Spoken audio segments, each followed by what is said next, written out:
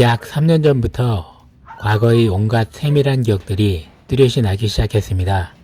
전에는 기억들이 희미했다면 마치 영화를 보는 듯이 상세히 정확히 기억난다는 겁니다. 그런데 좋은 기억이 별로 없더군요. 처참하고 비참한 기억들과 개고생한 일들만 많고, 그나마 행복한 기억들은 베트남 결혼한 후부터입니다. 결혼 후 캄보디아 프놈펜과 베트남 달랏에 여행 간 기억들은 가끔은 모든 울분을 가라앉힐 만큼 강렬한 좋은 추억의 시간들이죠. 과거에는 나쁜 놈들을 틀림없이 기억하려 했다면 몇 년 전부터는 본의 아니게 피해준 사람들도 놓치지 않으려고 합니다. 끝까지 기억하고 있다가 물질적인 보답이라도 해줘야 제 마음이 편해진다고 봅니다. 노인수장을 만나 어려운 직장생활을 한 지 10개월째이고 2개월 후면 1년입니다. 제 의지와 돌파력, 대응력에 저 역시 감탄하며 2개월 후 계획을 짜고 있습니다. 시간도 많이 없고 정형화된 직장생활보다는 다른 걸 생각 중인데 우선 1년을 예상합니다. 먼저 최근의 상황을 보고 다시 베트남 이주할 마음이 들었지만 충분한 현지 답사를 해야 합니다. 1년 동안 여러 차례 베트남을 왕복하려면 아파트에서 1년 동안 일하면 버는 돈을 대체해야죠. 초반에는 실업급여의 도움을 받고 그 다음은 부업으로 배달 대행 일을 하면서 다른 주업도 시도할 겁니다. 제가 1년 동안 하루 10,000보 정도 돌아다녔는데 운동과 감량 때문에 그렇습니다. 이 목적을 돈을 벌면서 할 수 있는 게 배달 대행입니다. 이걸 약 5개월 후부터 하려 했지만 즉시 해보는 걸로 바꿨습니다. 여기는 작은 도시라 시원찮은 수입이면 다른 방안을 찾아야 하거든요. 유튜브에 광고를 넣어서 월 100만원이라도 벌 수 있기를 희망합니다. 그게 가능하면 베트남 이주에서도 부담이 줄어들고요. 원래 베트남에 오토바이크 여행을 할 계획도 있었습니다. 그때는 유튜브를 잘 몰랐지만 현재는 이게 맞아 떨어질 수도 있다고 판단하고요. 현지 이주에 있어서 가장 큰 문제는 경제적 자립과 팬데믹 현상이죠.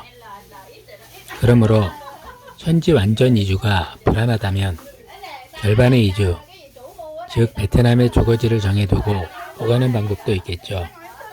그런 방안에서 적은 자산은 가족의 몫으로 손실 없게 확고히 해두고 제가 알아서 1년간의 비용을 충당하려는 투잡 계획이 있는 겁니다. 사실 기적처럼 유튜브가 잘 되었으면 말할 나위가 없고요. 요새 보면 베트남 유튜버들은 베트남 아가씨들 섭외해서 장사하잖아요. 그런데 아가씨 섭외에서 저는 훨씬 부드럽습니다. 제 생각으로는 3년 넘게 베트남에 못 갔었고 틀에 박힌 생활에 멍해져 있습니다. 친구랍시고 지인이라고 빨린 금액과 사기당한 금액도 제가 조사한 바로는 상당한 금액이었기에 크게 심적인 부담도 없애려고 합니다. 그동안의 그런 쓸데없이 날린 돈만 없었어도 많이 달랐을 테니까요.